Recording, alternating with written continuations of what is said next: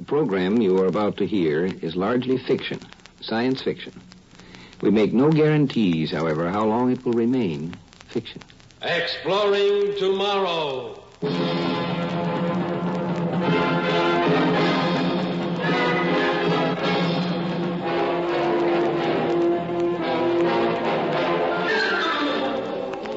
And now, here is your guide to these adventures of the mind, John Campbell, Jr. The philosophers down the ages have hassled a long time and with many words about the good, the true, and the beautiful. The true, well, that can be defined pretty objectively. But there's a peculiar thing about beautiful. What is beauty? And in whose terms? Makes it difficult. With the story of The Adventure of the Beauty Queen, which stars Miss Charlotte Sheffield, Miss United States of 1958.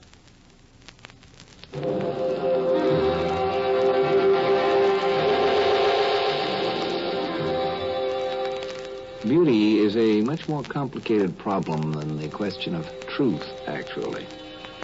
A truth is an eternal thing. If it's true, and that's that. But beauty is appropriate. It changes as the situations change. It changes with time.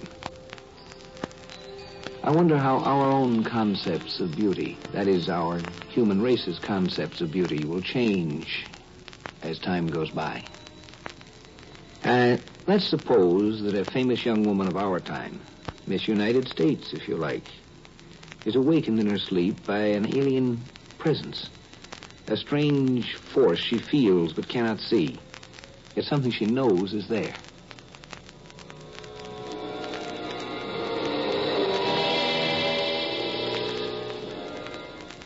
Who are you?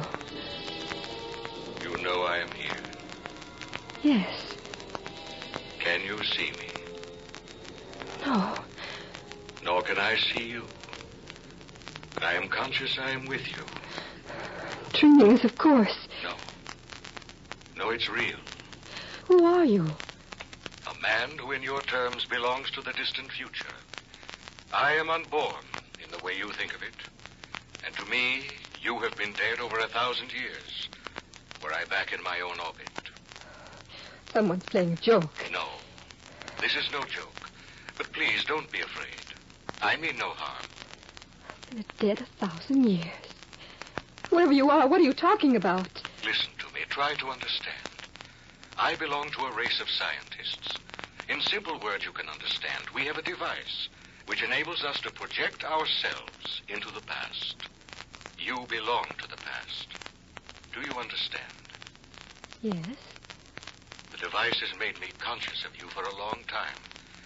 I have used it to explore the past, and in these explorations, I have searched for the highest form of human beauty. How do you know whether or not I'm beautiful if you can't see me? The device tells me you're beautiful. Beauty, real beauty, is a force that transmits itself, that can be picked up by a form of radar. Please understand, I am only using terms I think you can follow. In my own orbit, I would not even talk to a child in such simple terms. Go away. Please go away. I can't. I'm in love with you. What? In love with you. In love? Yes. Oh, Very much. Is it funny? oh yes. I don't think it is. But it is. Do women of your time always laugh at a man's love? Oh, don't be silly.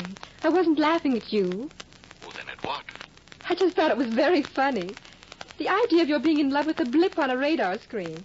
After all, that's about what I am to you, isn't it? Oh, no. It must be. No. The radar screen, as you call it, simply picked you up, pointed you out to us. Us? My associates and I. Oh. I felt very strongly drawn to you. I convinced my associates to conduct further experiments, actual contact with someone out of the past. You. I had to know you. I had to come into orbit with you. Look, don't you think this joke has gone far enough? I told you this is not a joke. Of course it is. better. Oh, don't you suppose I know what's going on? Oh, I should have thought of it a long time ago. What is going on? Why, it's very simple. Someone installed a radio pickup in this room. And you're talking to me through a microphone. Talking to you? You are, aren't you? Oh, no. What do you mean, no? I'm not talking to you in the way you think I am. I'm projecting to you. Oh, please stop this. But it's not your voice I hear. I'm receiving impulses from you, not actual words. The device I mentioned interprets the nature of your impulses, translates them into my language. It does the same for you. It's true. I don't hear your voice. Not as a sound, I mean. You begin to realize. Oh, please stop. No, don't be afraid. Don't be afraid. You must be insane to say that. I'm scared out of my life. I want to scream. I'm afraid to. I'm not even sure I'm awake. I'm not even sure I'm alive. You're alive. In your century. Now, understand what I'm telling you. In a moment, you'll be drawn out of your orbit, projected into the future, into my orbit. I want to see you. I want to see if you're as beautiful as your impulses say you are. If you are, I'm afraid I'll keep you where I am in the future. No, I don't believe any of it. You're mad. Whoever you are, you're quite insane.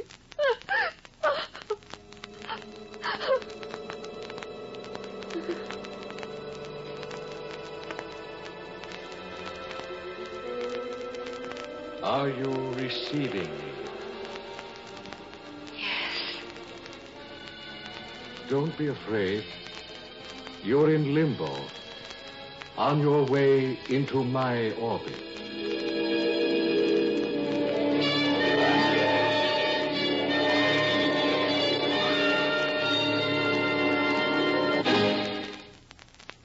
Exploring Tomorrow continues in just a moment. All of us, as American citizens, believe in our inherent liberties and freedoms, such as the freedom of the individual to choose and elect his own national representatives.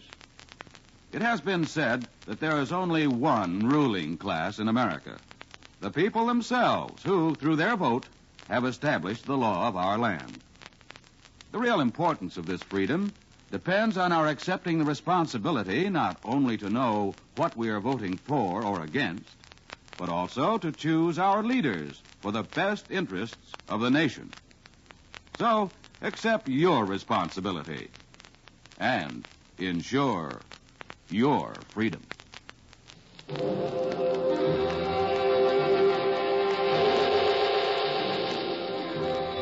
Of all things men have discussed and considered today, time is the one of which we know least. We know how to travel in space, and recent physical work has indicated that actually things can travel backwards as well as forwards in time, but we know nothing about it. And one of the things that would be strange on this, how long does it take to travel through time? When you are traveling through time itself, how long does it take to go from now to then? How long was Miss United States in that limbo before she was there?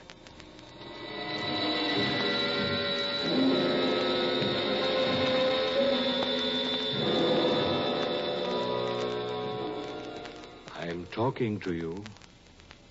I'm projecting to you. Are you receiving me?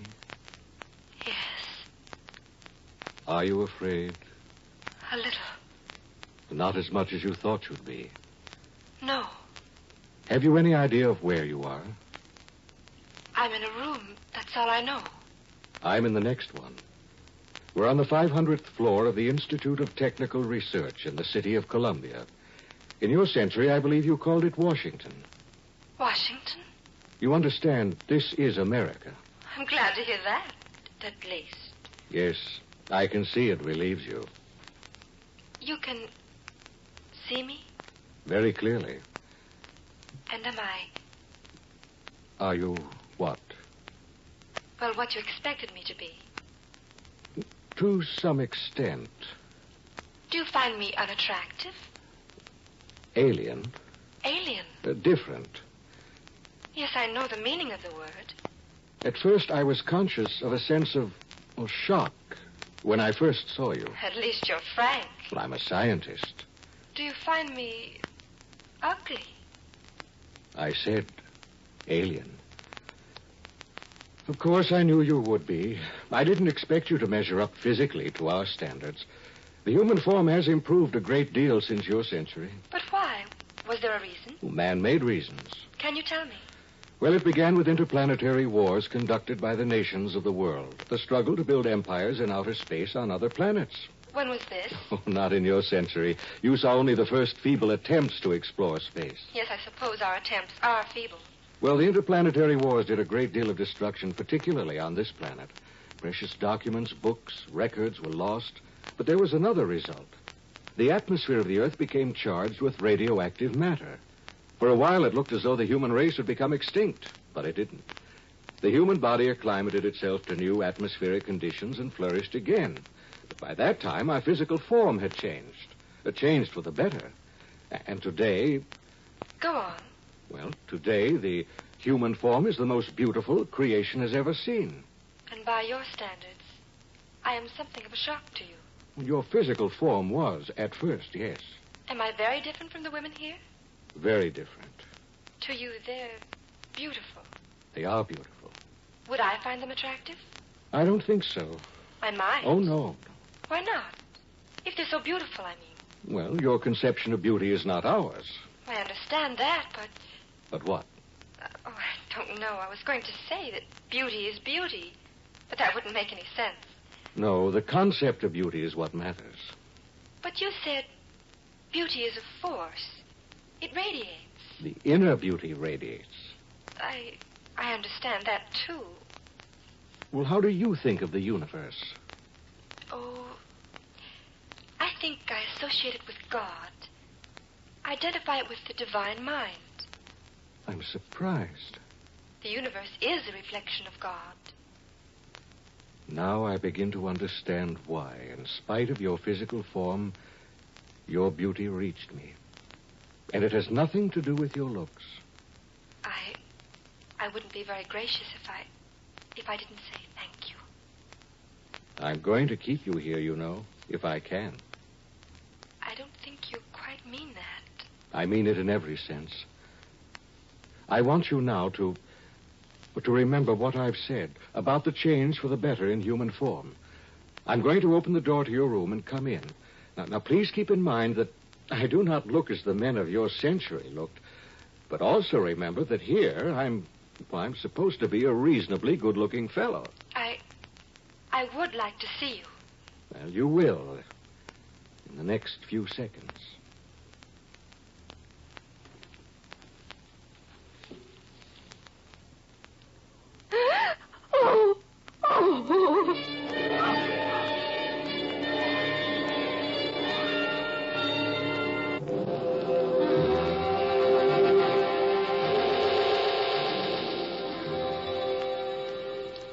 That which is beautiful and befitting, appropriate, depends on the environment it's in. The future people had to undergo some rather complete changes to meet the environment that, shall we say, we, their ancestors, had imposed on them. A little too much radioactivity. And that which was beautiful is no longer befitting. The thing that is now befitting we might not think of as particularly beautiful. Is it so bad? Oh, I'm sorry. I should not have exposed myself to the shock you feel, to the revulsion you feel at the sight of me. Oh, I'm sorry. I should have known. Forgive me. I just can't look at you for a moment. I have to adjust. There's a window behind you. You can look out. Oh, thank you. Please, don't resent me. No, I was just wondering if you have any idea how incredible to me your revulsion is. Yes, I think I have an idea. You must overlook what sounds like vanity, but I have to repeat what I told you before. I'm supposed to be more than passably good-looking. Yes, I understand. But you can't stand the sight of me. Give me a moment. Are you looking at me? Yes. Does it still hurt you? No. No, I'm too conscious of your inner beauty. I'm very grateful. I'm curious about something. Yes? Are you conscious of any of my impulses? I think so. Do you find them hostile? No. Alien? No. Do they cause you any fear? I don't think so.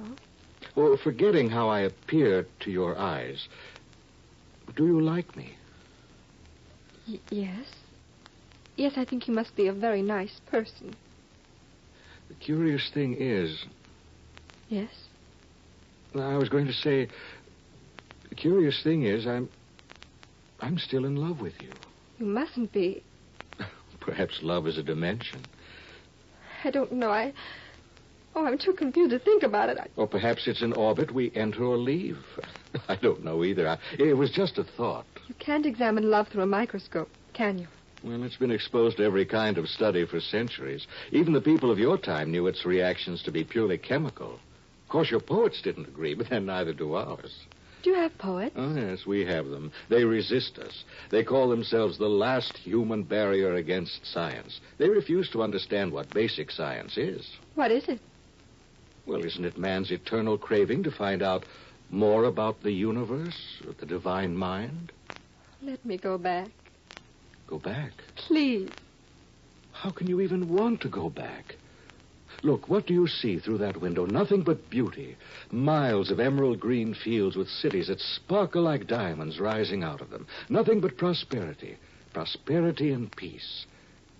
And you want to go back to your miserable century? To my people. To my own people. I belong with them. I don't belong here. I'll tell you something. We're being observed, listened to by my associates. Observed? Well, the final decision must come from them. I'm as much a part of this experiment as you are, even though it was my idea. My idea. My idea. My idea. Now that we've succeeded in drawing you out of your orbit into ours, I don't think our science will release you. We can learn a great deal from you about the things of your century. Besides, I love you. I want to keep you here. Please. Please don't touch me. Please don't touch me.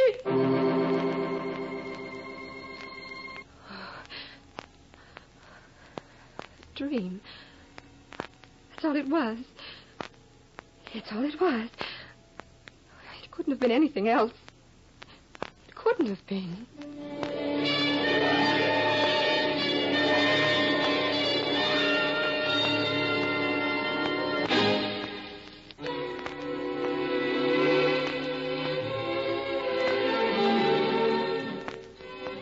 There are parts of beauty that are eternal, that are not like the physical that changes, but the beauty of a true and honest personality. This sort of beauty, that will endure. There are things that you can rely on as time goes by. Woman needs man, man must have his mate. On this you can rely. The only thing is, the definition of man and woman will tend to change with the passing of ages. But the fundamental things apply. An honest man and an honest woman. These we need forever.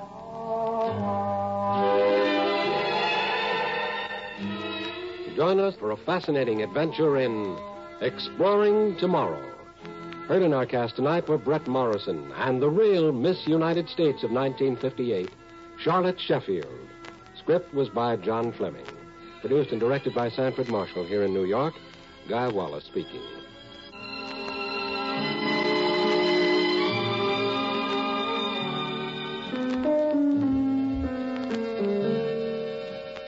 We pause now for station identification.